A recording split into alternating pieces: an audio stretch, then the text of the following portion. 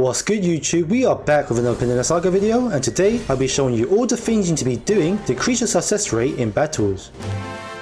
Now I won't be going through the leveling, advancing and upgrading your hero's equipment, as these are the general stuff you should be doing when you have the resources. Instead, I want to focus on the combat and the things you need to know about the combat so you can put in some tweaks to increase the success rate of the battle. The first thing you need to know is about the Faith of Blessing. When you're on the battle setup screen at the top corners, these are where the Faith of Blessing bonuses are displayed. These will be represented by the number of stars glowed up to indicate which bonus tier you have active. If we look at the requirements, you'll see that the first tier bonus is to have 3 allies of the same faction in the team. Here are the different formations you can acquire from the stat bonuses. If you have temple heroes, these will act at any faction in the formation, so you still benefit from the stat bonuses. They will not, however, grant the additional stat bonus, which is only specific to the Abyss heroes. Some things to also take a note of: having Abyss heroes will not count from the faction formation bonuses. Instead, they'll have their own set of bonuses. Make sure that you consider these additional bonuses when you set up your team. These percentages may not sound that much, but you can definitely change the battle drastically with the increased stats. Next, we have the runes. Runes can be equipped to a hero to provide additional stats, and also each rune will have a different rune effect. If we take a look at the star rune, which is the one you get first, this one will provide stat bonuses to magic resistance, and its effect will grant additional energy from basic attack. Compared to the Odin's Eye rune, this one is more of an offensive rune, which will grant crit percentage increase, and its effect will deal additional damage between the percentage range. You can acquire the runes from the treasure chest inside the Spire of Time. These can be leveled with the corresponding gems, which can be obtained from the AFK rewards. Moving over to the artifacts, these will play a big factor in battle depending on your strategy, whether you need to deal more damage quickly or have more of a defensive approach to sustain through the burst. I won't go into detail on what each artifact does, as you can check out my last video where I go over which artifacts you should pick early game, and I'll leave that link at the end of the video. But one key thing to note, which can turn the tide of battle, is when you upgrade the artifact to 2 stars or above, you will get bonus strength and resistance for a specific faction on each artifact. The Sword of Thunder will give you the bonus stats for all heroes. The Blade of Cleaving will be specific to the Council faction. The Bow of Silver Oak will be for the Alliance, the Horn of Ragnarok will be for the tribe, and the Ring of Illusion will be for the Draconian faction. You also have the Resonance effect, which you can activate once you meet the requirements. Make sure you focus on one main artifact and its counterpart for the resonant bonuses. For example, if you pick the Horn of Ragnarok, you also want to level up the bow. You want to make sure that you don't spread your resources too thin, so by focusing on a specific fragment type, you ensure you at least make some progress on your artifact stats. The next part of the combat will ultimately change how the battle will play: the positioning of heroes. Here is a quick tutorial on the basic formation you will likely be using throughout the majority of the game. You usually will always want to have the heroes with heavy armor in the front 2 slots. This is for obvious reasons, as they will be able to sustain the most physical damage as they will be targeted first. The rear 3 slots should consist of at least 2 damage dealers, which are the mages, rangers or fighters, and you want to have at least 1 supporter in the party. Now this is a basic formation you can use as a starting point, and you can begin to change things around from here and see what works best for each stage. If you have multiple different builds, you can tap the roster icon and save your roster for convenience. Now to decide which heroes you want to position on each slot, you'll need to understand the behavior of the hero when placed on each slot. From slot 1, the hero will target enemies in slot 1. Slot 2 will target the enemies slot 2. Slot 3 and 4 will be targeting the enemies at slot 1, and slot 5 will be targeting enemies at slot 2. Now this will be the default behavior, but of course where enemies can teleport behind your allies or objects being placed, these will change the initial target to the closest target from that hero. Another factor to consider is the faction weaknesses. If you counter an opposing faction, you will be dealing an additional 25% damage, which is huge. By tapping the icon here, you'll see a diagram of the cycle. Early game, I'll still recommend building a mono team for the additional stat bonuses, which will take you pretty far in the story progression. But later down the road, you want to start expanding on all the different faction team comps to exploit enemy weaknesses. Now we'll be getting a bit into the advanced territory, the hero skills. If you understand what the enemy skills are, you'll be able to strategize on a team to counter them. You can do so by going to the heroes menu, portrait, and tapping on any heroes you want to check out. One thing to take a note of is that each skill effect will be level locked, so make sure you check the enemy's current level and what skills they actually have available. You can check which level lock is applied to each skill by simply going to a level 1 hero in your bag and tapping through each skill. Now with all the wisdom I've given you, you should now be able to increase the success rate of each battle and progress through the game easier. If you have questions on any of the sections, feel free to drop a comment down below and I'll do my best to help answer them. If you found content in this video useful, I really appreciate if you can like this video and subscribe. Since you made it this far, you'll probably want to check out this video as promised on the best artifact to pick early game. Click it now and I'll see you over there.